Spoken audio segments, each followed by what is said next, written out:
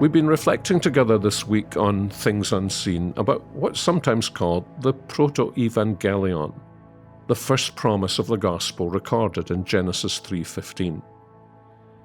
It's a bit like a tightly wound ball of thread that's slowly unwound by God through the whole of the Old Testament. At times it looks as though the thread has snapped, at other times it seems to become invisible, but then it reappears again. Yesterday we saw that Eve seems to have hoped that her firstborn son Cain might be the deliverer, but he turned out to be a murderer who belonged to the seed of the serpent, not the seed of the woman. And then as the story of the promised seed continues, generation after generation seems to end not in final victory and life, but in death. Remember the drumbeat running through Genesis 5? And he died, and he died, and he died. Adam died, Seth died, Enosh died, Jared died, Methuselah died, Lamech died. There's only one missed beat in the description of Enoch, who walked with God, and he was not, for God took him. But even if that meant he didn't die in the same way others did, not even Enoch was the promised conqueror. But while the godly seed continued, so did the seed of the serpent. And in Genesis 6:5 we come to some of the darkest words in the whole Bible. The Lord saw that the wickedness of man was great in the earth, and that every intention of the thoughts of his heart was only evil continually.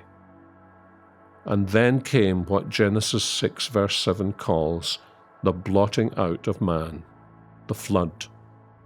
Now it looks as though God's patience has been exhausted, and he's decided to call time on his promise and just end it all. Could it be that the words to the serpent didn't mean salvation, but the mutual destruction of both seeds? Even if the serpent's head was crushed, would the seed of the woman just slowly bleed to death from the heel? But then, despite the drumbeats of he died, we come across another boy who was given an unusual name. When Lamech had lived 182 years, he fathered a son and called his name Noah, saying, "Out of the ground that the Lord has cursed, this one shall bring us relief from our work and from the painful toil of our hands." If you read the footnote again in the English Standard Version, you'll find that Noah sounds like the Hebrew for rest. But can you imagine me calling my son Relief Ferguson? Sounds as though I was hoping he'd be a baseball pitcher who'd win the World Series in a dramatic final strikeout when the bases were loaded at the bottom of the ninth inning. But no. Notice the word curse. These words reflect Lamech's hope that Noah would be the one who would reverse the curse of Genesis 3:15 and bring rest. The promise was still there. Faith had not died out. Noah's father hoped he might be the promised seed. But Noah was simply an interim climax to the conflict. God's enemies were overwhelmed in the flood. And the true seed of the woman, Noah and his little family, with the animal kingdom they possessed, were certainly being mightily bruised. But they emerged, and indeed the land had rest. And on the other side of the judgment flood in Genesis 9:1-7, God gave similar commands to Noah as the ones he had first given to Adam and Eve.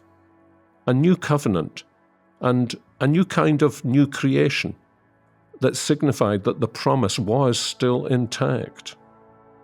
But wonderful although this was, it was still preliminary, wasn't it? Just another stage in the outworking of Genesis 3:15. All this, and we've only reached Genesis chapter 9, and there's more than 900 chapters to go in the Bible before we read the name Jesus.